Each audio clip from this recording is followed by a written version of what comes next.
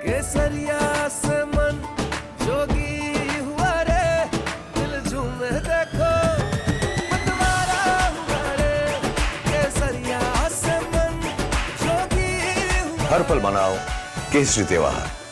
विमल, बोलो जुबान केसरी।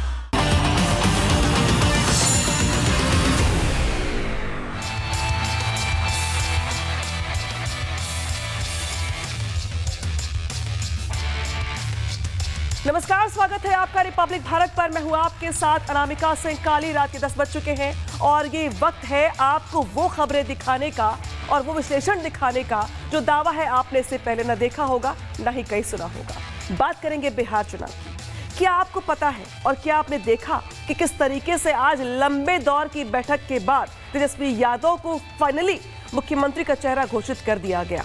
साथ ही मुकेश सहनी को डिप्टी सीएम पद के लिए नाम उनका आगे कर दिया गया, लेकिन फिर भी सीटों को लेकर के बात नहीं बन पाई है।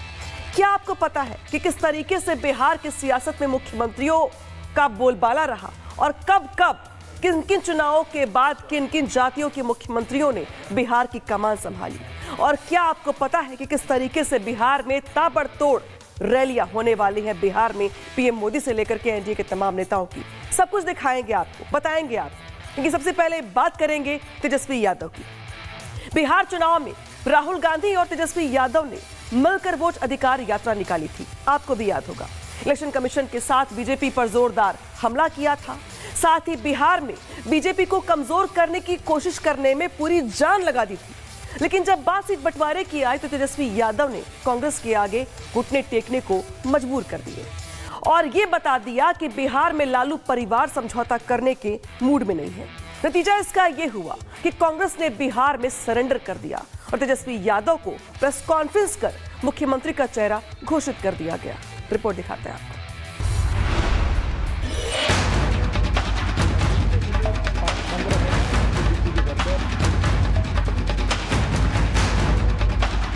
इस चुनाव में अगले मुख्यमंत्री के चेहरे के रूप में तेजस्वी यादव जी को हम लोग सपोर्ट करते हैं।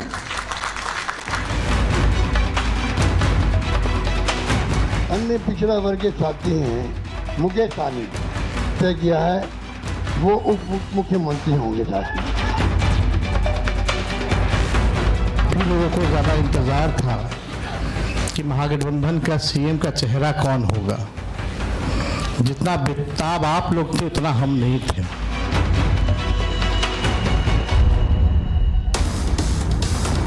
हाथ में हाथ डालकर बिहार में चुनावी जीत की डगर को पार करने के लिए एकजुटता का संदेश देती इस तस्वीर से किसी निष्कर्ष पर पहुंचना मुश्किल है।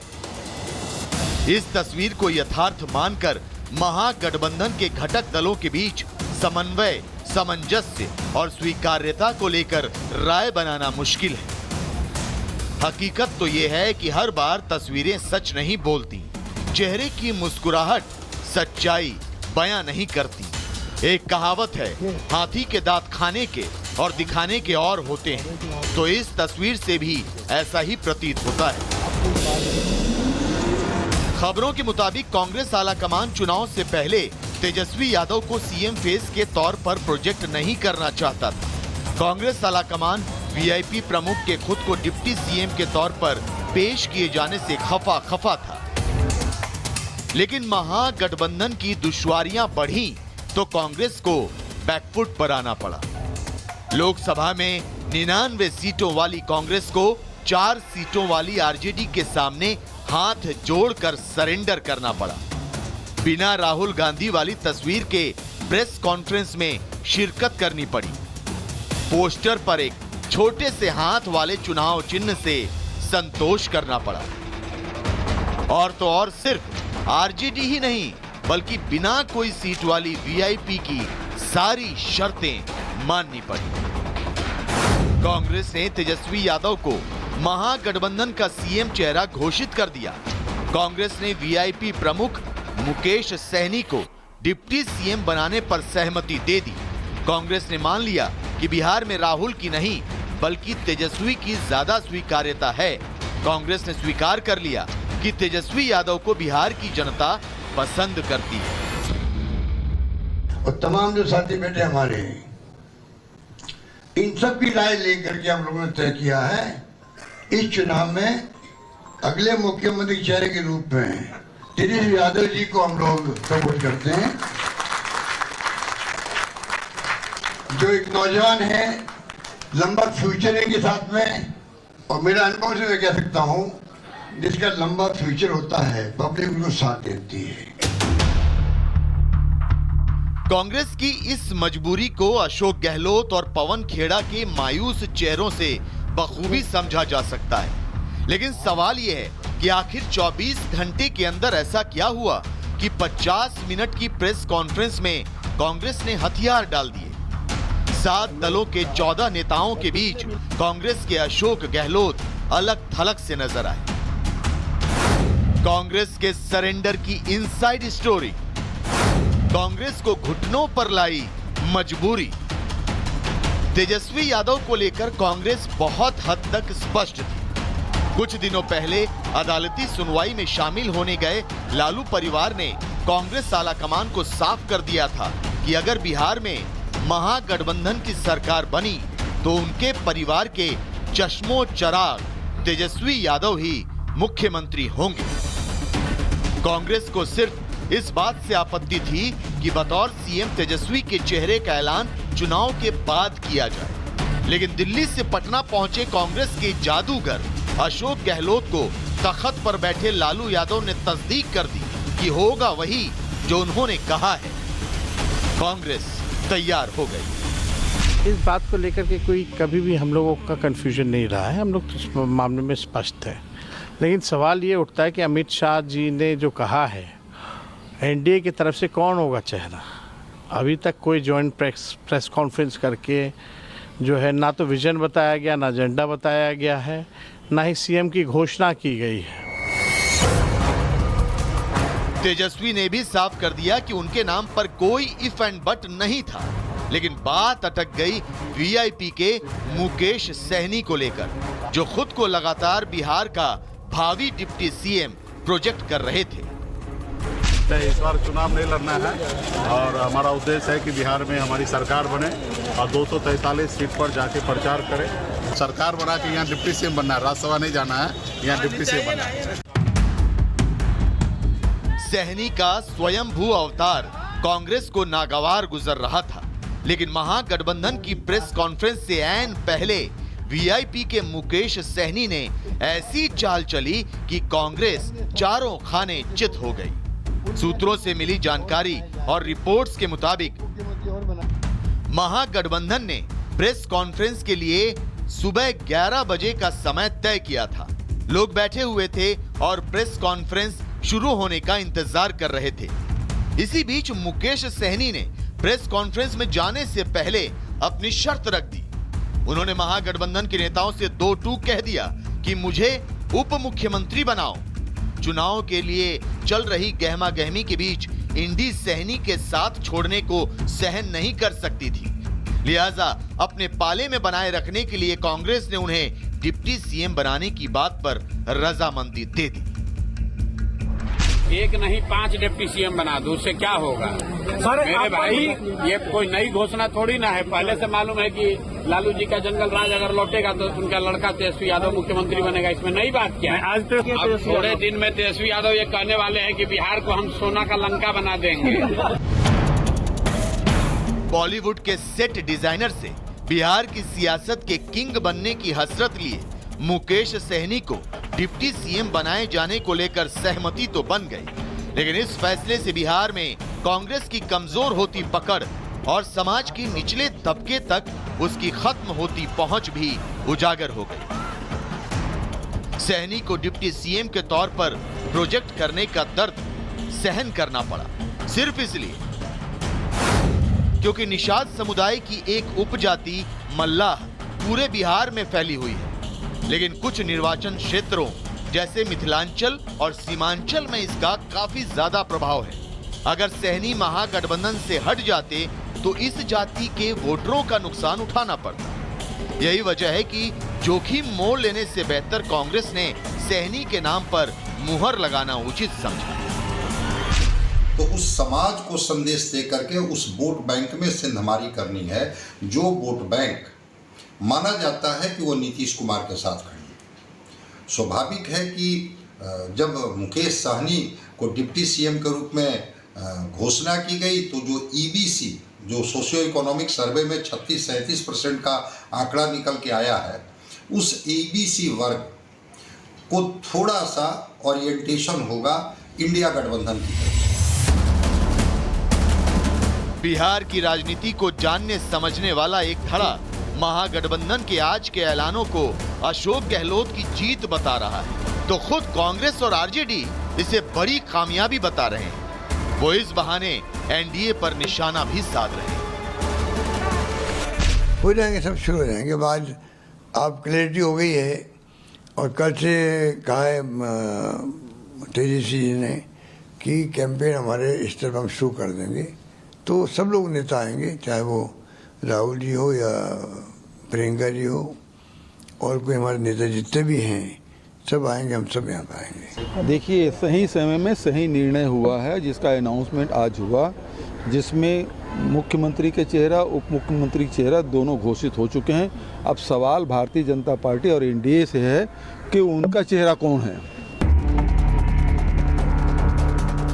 खुद की पीठ थपथपा रही कांग्रेस को अपने दिल की टीस भी महसूस हो रही होगी, लेकिन राजनीति में शह और मात से अच्छी तरह वाकिफ कांग्रेस को पता है कि न मौका है न दस्तूर। बिहार में महागठबंधन का खेवनहार बनने से अच्छा है बैक सीट पर बैठकर तमाशा देखना। Bureau report, Republic Bharat. तो सवाल खड़े होते हैं कि सीएम फेस को लेकर तो बात बन गई, लेकिन जिन सीटों को लेकर पेच फंसा हुआ था उनको लेकर की स्ट्रेटेजी क्या होगी। साथ ही ये भी कि बिहार में क्या राहुल गांधी की अकड़ ढीली पड़ गई। सवाल साथ ही ये भी कि क्या कांग्रेस ने तेजस्वी यादव के सामने सरेंडर कर दिया। तमाम बातें निकल के सामने आ रही, लोगों के अपने अपने कयास है, लेकिन इस बीच तेजस्वी यादव को महागठबंधन का मुख्यमंत्री का चेहरा घोषित किए जाने के बाद एनडीए लगातार हमलावर है। बीजेपी जेडीयू के जो नेता हैं, उनका आरोप है कि लालू यादव के दबाव में कांग्रेस ने हथियार डाल दिए। अब आपको सुनाते हैं कि पक्ष विपक्ष के नेताओं के वार पलटवार के जो बयान है वो क्या कुछ कहानी बयां कर रहे हैं।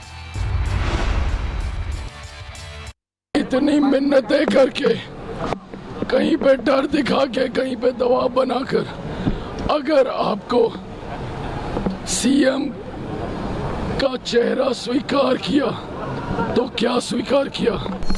देश और बिहार की जनता जानती है कि भ्रष्टाचार का मतलब ही है आरजेडी, महागठबंधन, कांग्रेस और तेजस्वी जी का परिवार लाख हुआ भरम फैलाने की कोशिश करे, उनकी बात पर विश्वास करने वाली बिहार की जनता नहीं। लालू जी ने जबरदस्ती नहीं कहते हैं, लोग अपने बेटा को मुख्यमंत्री बनाने के लिए एक तरह से टॉर्चर करके अपने गठबंधन में मुख्यमंत्री का प्रत्याशी बनाया। सत्ता जब जाने लगती है तो आदमी कुछ भी कहने को तैयार है।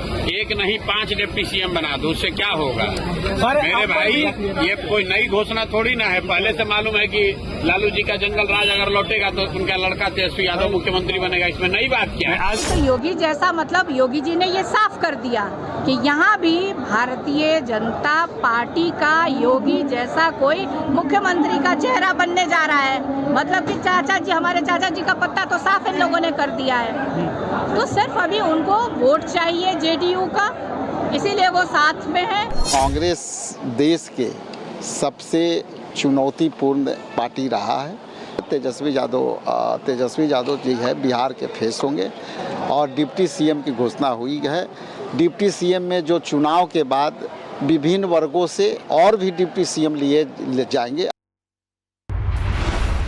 तो तेजस्वी यादव को मुख्यमंत्री का चेहरा क्या बनाया गया, बयानबाजी शुरू हो गई, बिहार की सियासत में नई बहस शुरू हो गई। लेकिन बिहार की राजनीति में उस समय एक अप्रत्याशित मोड़ आ गया जब मुकेश सहनी को डिप्टी सीएम पद के लिए उनका नाम आगे कर दिया गया, क्योंकि उन्होंने पहले मांग की थी, जिससे महागठबंधन में भी तनाव बढ़ गया।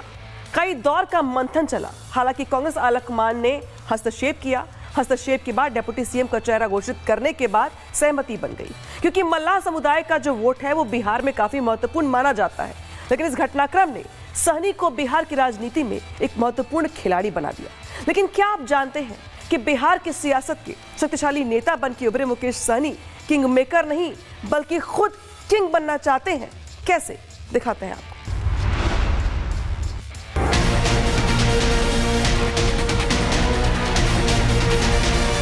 हम फ्यूचर भी देखते हैं कि हमारे आने वाला पीढ़ी जो है बिहार में निषाद का बेटा मुख्यमंत्री बने।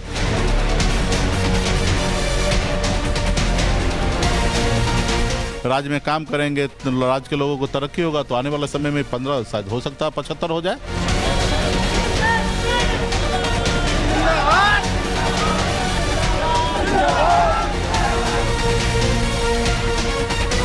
मुकेश सहनी ने कांग्रेस को घुटनों पर ला दिया।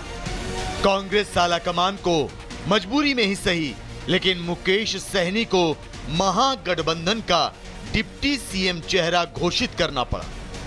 तेजस्वी सहनी के दांव और कांग्रेस के बैकफुट पर आने से मन ही मन खुश होंगे, लेकिन सबसे ज्यादा खुश कोई है तो वो हैं वीआईपी प्रमुख मुकेश सहनी। सहनी खुश भी हैं और आत्मविश्वास से लबरेज भी। आत्मविश्वास भी नहीं, अति आत्मविश्वास कहें तो ज्यादा ठीक होगा, क्योंकि महागठबंधन या कहें राष्ट्रीय पार्टी कांग्रेस से डिप्टी सीएम का फेस बनने और 15 सीटों पर चुनाव लड़ने की हामी भरवाने के बाद उनकी महत्वाकांक्षाएं हिलोरे मारने लगी हैं। शायद तेजस्वी को भी यकीन नहीं होगा, लेकिन मुकेश सहनी बिहार का सीएम बनना चाहते हैं।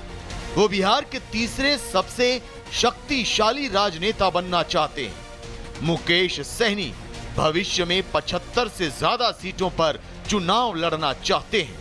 वो बिहार की राजनीति के किंग मेकर नहीं बल्कि किंग बनना चाहते हैं।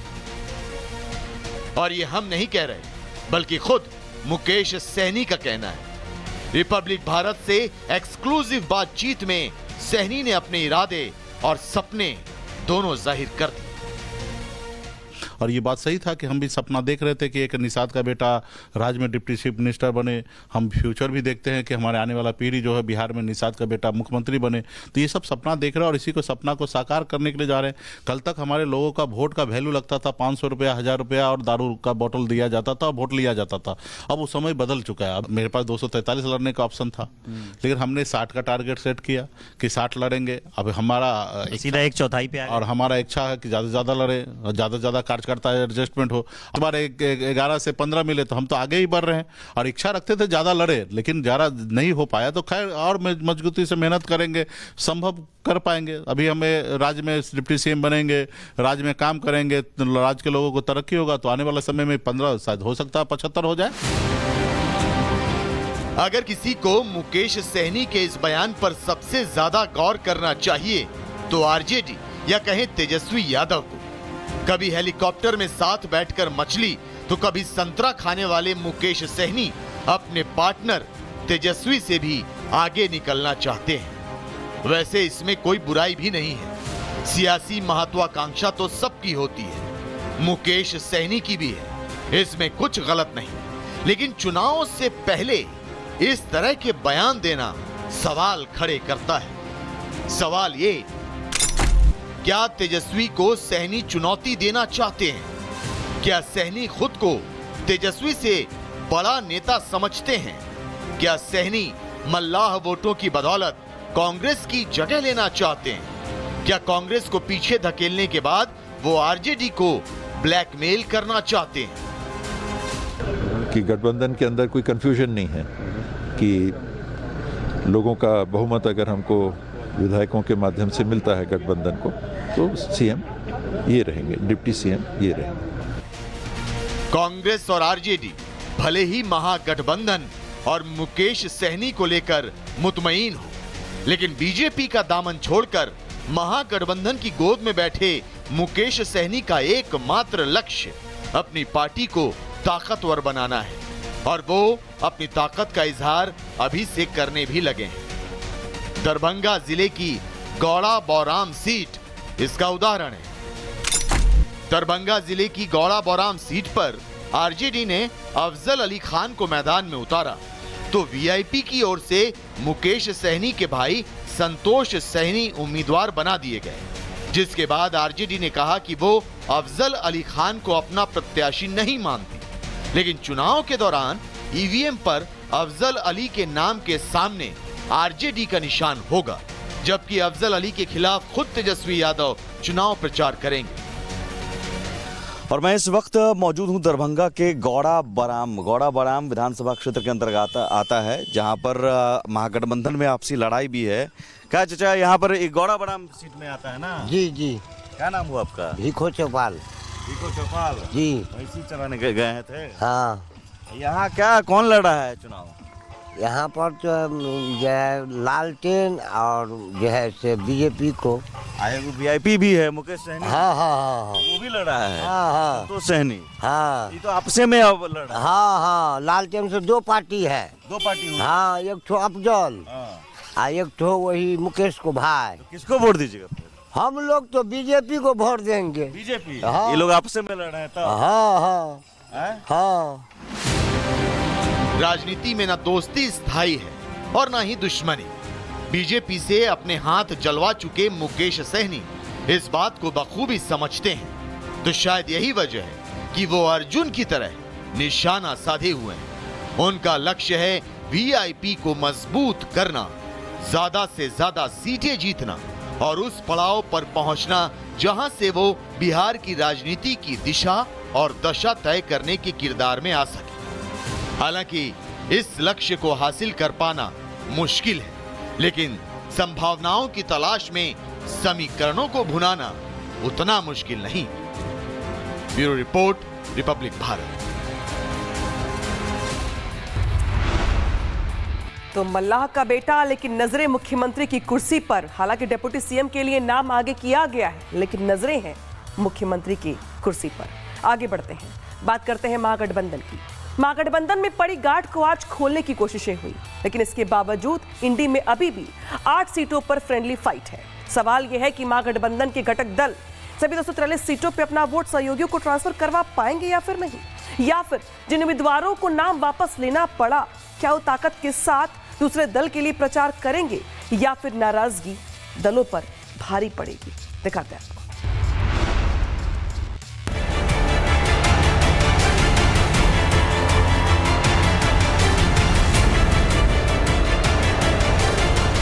करीब 15 दिनों के बाद महागठबंधन की पूरी टीम साथ बैठी। पटना से दिल्ली तक भागम भाग जारी थी।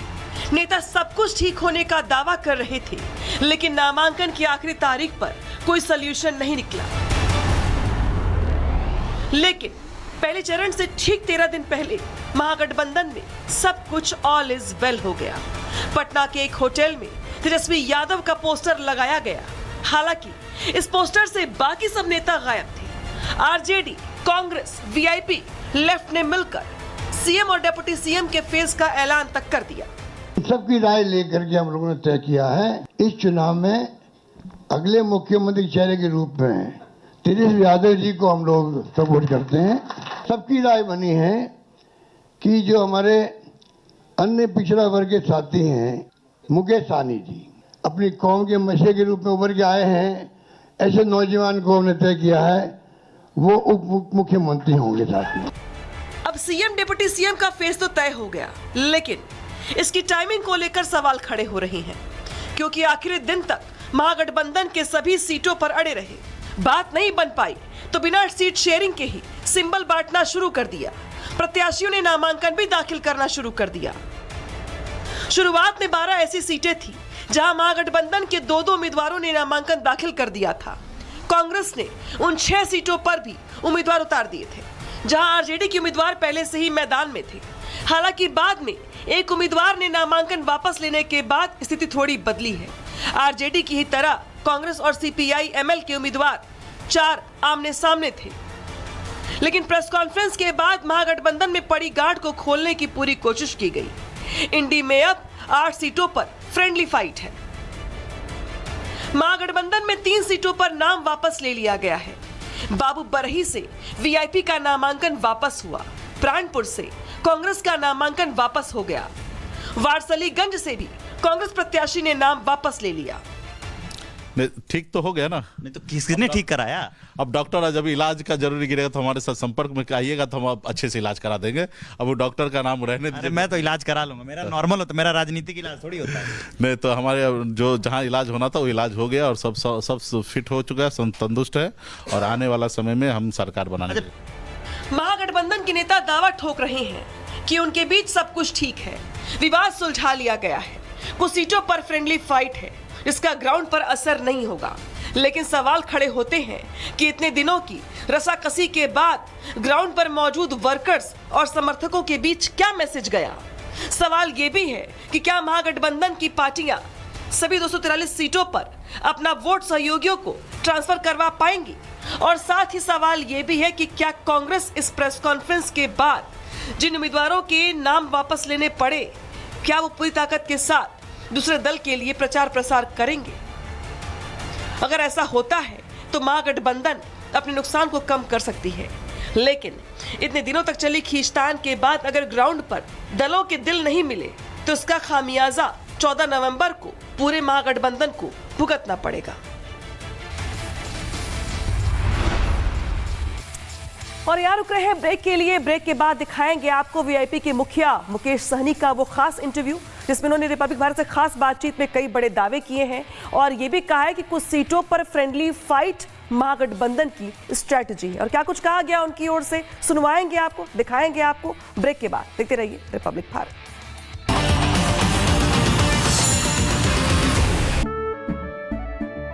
केसरिया से मन जोगी हुआ रे, दिल झूमे देखो मतवारा हुआ रे।